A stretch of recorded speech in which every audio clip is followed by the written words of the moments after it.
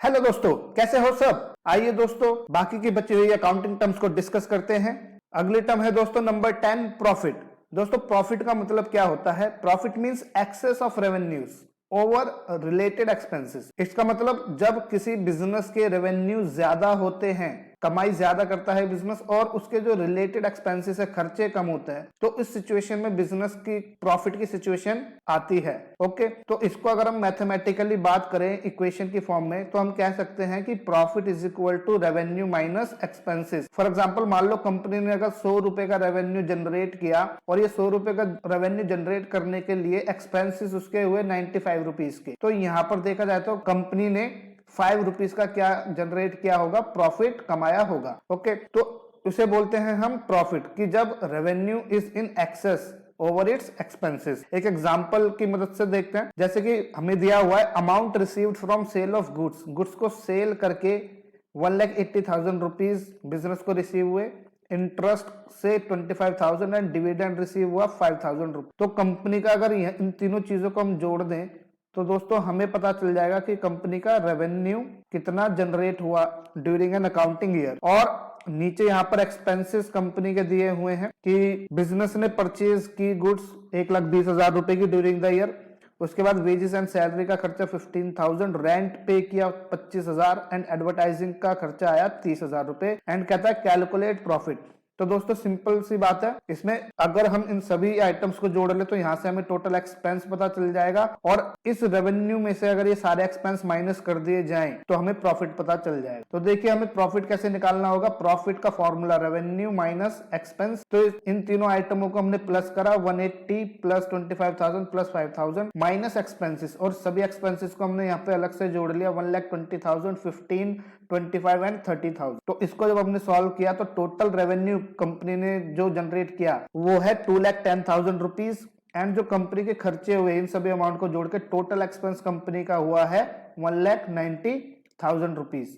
तो यहां पर कंपनी का प्रॉफिट कितना आ गया है? 20,000 रुपीज। तो दोस्तों आई होप प्रॉफिट का मतलब आपको समझ आया। अब आगे बढ़ते हैं अगले टर्म पे, टर्म नंबर 11। तो दोस्तों 11वीं टर्म है हमारी गेन। देखिए दोस्तों, प्रॉफिट और गेन दो डिफरेंट टर्म्स है, इनका अलग अलग मतलब होता है। गेन का मतलब होता है नॉन रेकरिंग प्रॉफिट, मतलब ऐसे ट्रांजैक्शन से जो कि इंसिडेंटल टू बिजनेस है। अगर ऐसे ट्रांजैक्शन से कोई प्रॉफिट हो रहा है तो उसे बोलते हैं नॉन रेकरिंग प्रॉफिट। अब इंसिडेंटल टू बिजनेस का मतलब क्या होता है दोस्तों? ऐसी ट्रांजैक्शन जो कि बिजनेस का मेन ऑपरेशन नहीं होता, मेन एक्टिविटी नहीं होती, जैसे कि सेल ऑफ फिक्स्ड असेट। किसी भी बिजनेस का जो मेन नॉर्मल बिजनेस होता है वो होता है गुड्स को सेल करना, ना कि फिक्स्ड असेट्स को। तो इसलिए फिक्स्ड असेट्स की सेल करना एक नॉन रेकरिंग इवेंट है, कभी कभार होने वाला इवेंट है। इसलिए सेल करने पर अगर फिक्स्ड असेट्स को प्रॉफिट होता है किसी बिजनेस को, तो ऐसे प्रॉफिट को क्या बोला जाएगा? गेन। व्हाई?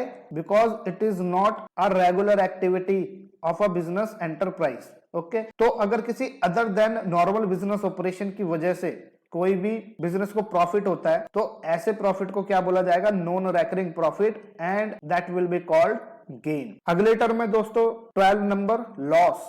तो दोस्तों लॉस का मतलब क्या होता है? It is just opposite of profit. यहां पे क्या होगा? Excess of expense over a period over its related revenue. यहां पर सिचुएशन रिवर्स होती है, यहां पर एक्सपेंस हमारे ज्यादा हो जाते हैं कंपनी के और रेवेन्यू क्या होते हैं? कम। ठीक है, जैसे मान लो कि कंपनी ने 100 रुपए की सेल की और ये 100 रुपए की सेल करने में कंपनी का खर्चा हो गया 120 रुपए, तो यहां पर expense is in excess of revenue. तो यही वही बात यहां पे लिखी हुई है, excess of expense over revenue is called loss. अगर एग्जांपल की मदद से समझे तो मान लो सेल ऑफ प्रोडक्ट हमने की और 2 लाख रुपीस की सेल हुई है और एक्सपेंसेस जो इनकर हुए कंपनी के 2,30,000 रुपीस। Calculate loss. तो लॉस का फॉर्मूला हो जाएगा एक्सपेंस माइनस रेवेन्यू।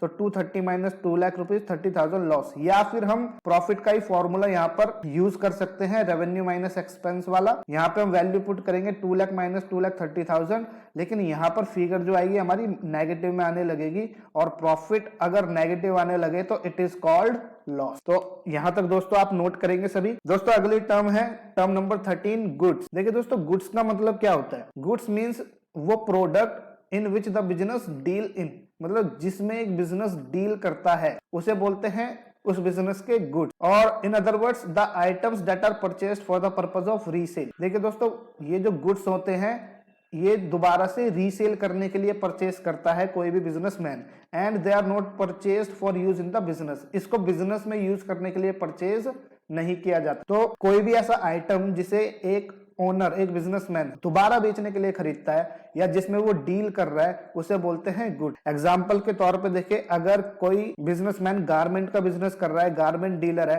तो गारमेंट डीलर्स के लिए शर्ट्स, ट्राउजर्स, जीन्स और various types of cloth, fabric, ये उनके लिए क्या बोला जाएगा?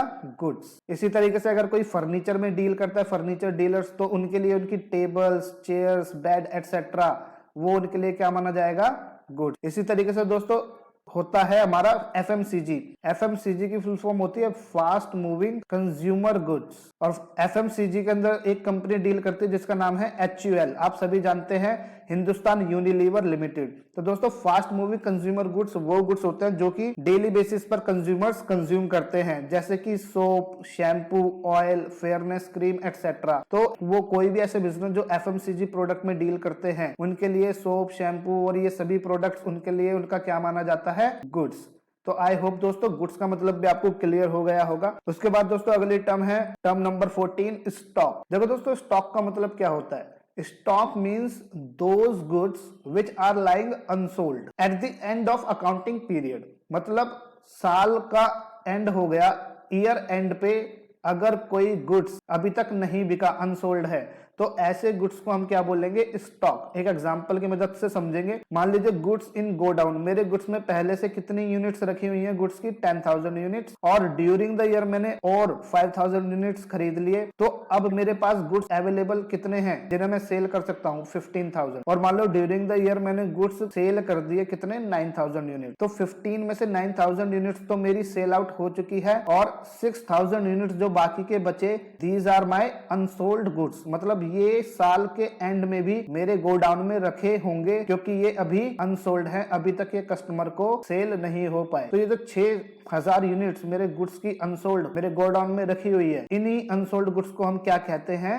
स्टॉक। दोस्तों आई होप स्टॉक का मतलब भी आप सबको क्लियर हो गया होगा। तो दोस्तों अगर आपको वीडियो अच्छी लगी हो तो वीडियो को लाइक करें, शेयर करें and subscribe the channel, and नई वीडियो की नोटिफिकेशन रिसीव करने के लिए press the bell icon button. And thank you दोस्तों, मिलते हैं नेक्स्ट वीडियो में।